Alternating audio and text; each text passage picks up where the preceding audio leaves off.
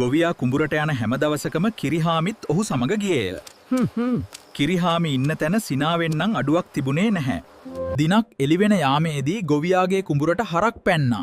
ඒක දැකපු කිරිහාමි ඉක්මනින් දිග රිටක් අරගෙන හරක් එලවන්න දිව්වා.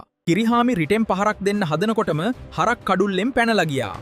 එක පහරක්වත් දෙන්න බැරිවීම ගැන කිරිහාමිට හොඳටම කේන්ති ගියා.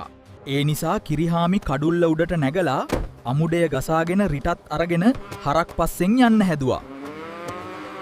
ඒත් කොච්චර උත්සාහ කළත් කිරිහාමිට අඩියක්වත් ඉස්සරහට යන්න බැරි වුණා.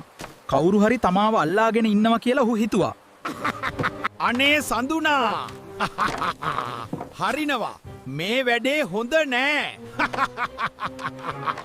කිරිහාමි කේන්තියෙන් පිටිපස්ස බැලුවා. ඒත් එතන කවුරුත් හිටියේ නැහැ. ඒක දැකලා ඔහු තවත් බය වුණා. "Hey farmer, hurry!" කිරිහාමිගේ කෑගැසීම ඇහුණු ගොවියා ඉක්මනින්ම කුඹුර මැදින් දුවගෙන ආවා. කඩුල්ලට හිර වෙලා ඉන්න කිරිහාමි දැක්ක ගොවියාට hina නවත්ත ගන්නම බැරි වුණා. ගොවියා කඩුල්ල සොලවලා කිරිහාමිගේ අමුඩය ගලවලා ඔහුව නිදහස් කළා. කඩුල්ල සෙලවෙද්දී පිනිවතුර ටිකක් කිරිහාමිගේ ඇඟ පුරා වැටුණා. එකපාරටම ඔහුට මහ සීතලක් දැනුණා. මා මොලා!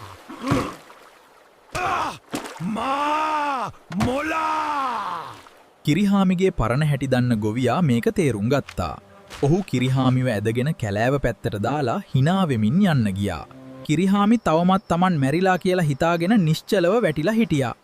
ගොවියා නම් hina වෙමින් කුඹුර පැත්තට ආපහු ගියා.